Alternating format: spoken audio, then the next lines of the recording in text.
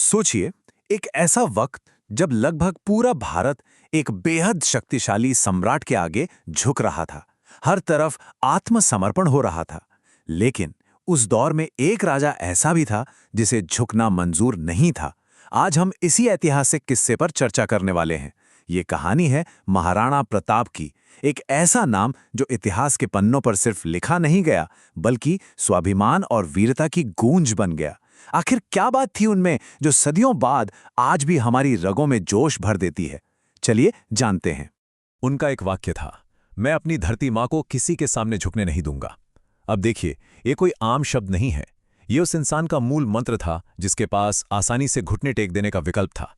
आराम का, शानो शौकत का रास्ता खुला था उनके सामने। लेकिन उन्होंने क्या चुना? एक अटल संकल्प।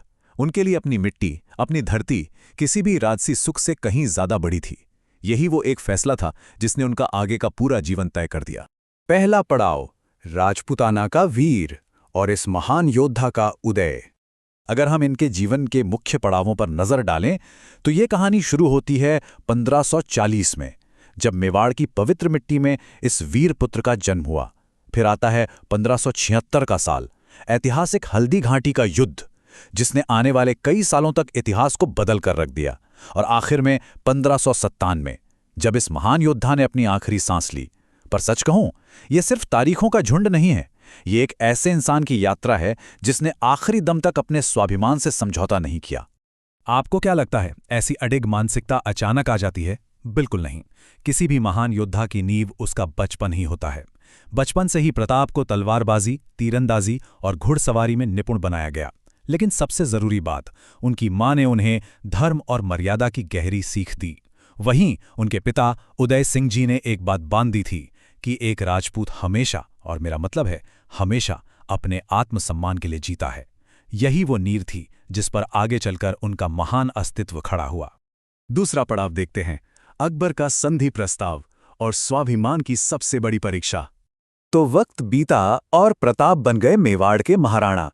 लेकिन उस वक्त स्थिति क्या थी? सोचिए जरा। एक तरफ अकबर का तेजी से फैलता हुआ विशाल साम्राज्य, बेहद ताकतवर, राजनीतिक रूप से चतुर, जिसने लगभग पूरे भारत को अपने कब्जे में कर लिया था। और दूसरी तरफ अपना मेवाड़, एक छोटी सी अकेली रियासत जो अपनी आजादी और अस्तित्व को बचाने के लिए एक पहाड़ की तरह सामने खड़ी थी। ये सिर्फ दो सेनाओं की लड़ाई नहीं थी दोस्तों, ये दो बिल्कुल अलग विचारधाराओं का टकराव था। और यही वो मोड़ था जहां अकबर ने महाराणा प्रताप को एक प्रस्ताव भेजा। प्रस्ताव ये था कि मेवाड़ शांति से मुगल शासन को स्वीकार कर ले। अब आप खुद सोचिए, उस दौर में ढेरों राजाओं ने बिना लड़े ये आसान रास्ता चुन लिया था, सुरक्षित भी था। पर महाराणा प्रताप, उन्होंने इस प्रस्ताव को पूरी तरह सिरे से खारिज कर दिया। उन्होंने आसानी के बदले अपनी पहचान चुनी, गुलामी के आराम की जगह आजादी का संघर्ष चुना। इतिहास में इससे हिम्मत भरा निर्णय शायद ही कोई हो। तीसरी बात करते हैं, हल्दी घाटी का युद्ध। ये उनके अस्तित्व की लड़ाई थी। 1576 का वो साल सब कुछ बदल देने वाला था। हल्दी घाटी के उस मैदान पर भयंकर टकराव हुआ, महाराणा प्रताप और मान सिंह के नेतृत्व वाली मुगल सेना के बीच। और ये कोई आम युद्ध नहीं था। प्रताप अपनी सेना के पीछे नहीं छुपे थे, बल्कि वो बिल्कुल आगे मुख्य मोर्चे पर लीड कर रहे थे।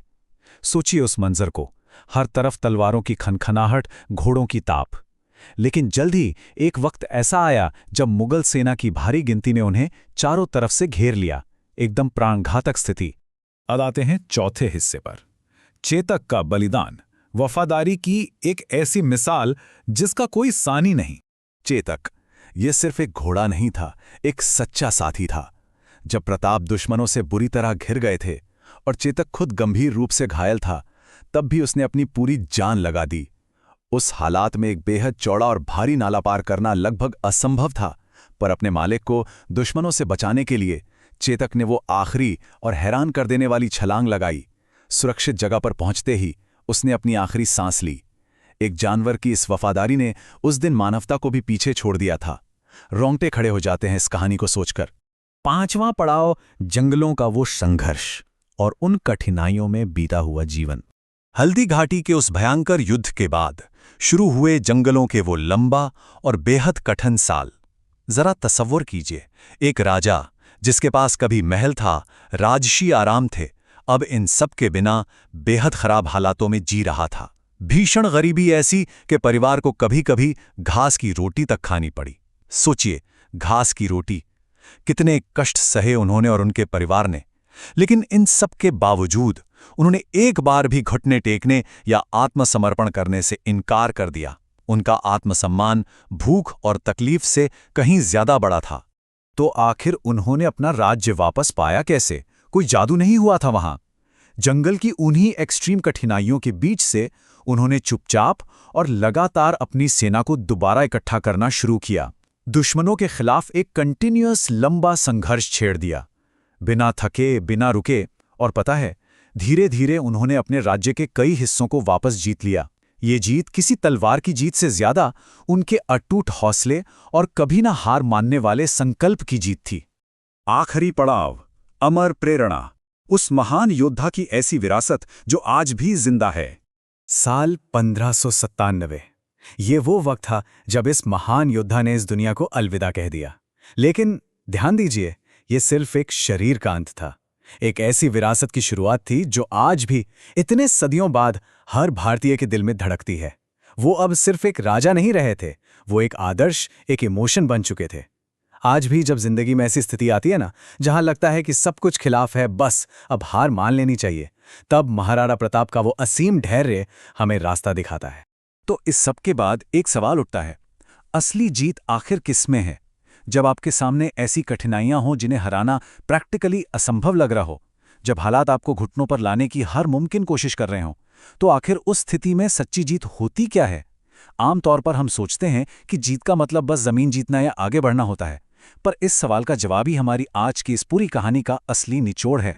सच्ची जीत किसी के आगे झुकने या बस सरेंडर कर देने में नहीं है। सच्ची जीत है अपने सिद्धांतों पर पहाड़ की तरह अड़िग रहने में। महाराणा प्रताप की ये महान गाथा हमें यही तो सिखाती है। जब संकट बड़े होते हैं तो हार मान लेना सबसे आसान लगता है, पर असली विजय तब होती है जब आप अंदर से हिम्मत नहीं हारते। वो सिर्फ एक शासक नहीं थे, वो एक अमर प्रेरणा थे, और सच कहूं तो हमेशा रहेंगे। उनका वो अटूट जज्बा हमें और आने वाली हर पीढ़ी को परेशानियों से डटकर लड़ने के लिए हमेशा प्रेरित करता रहेगा।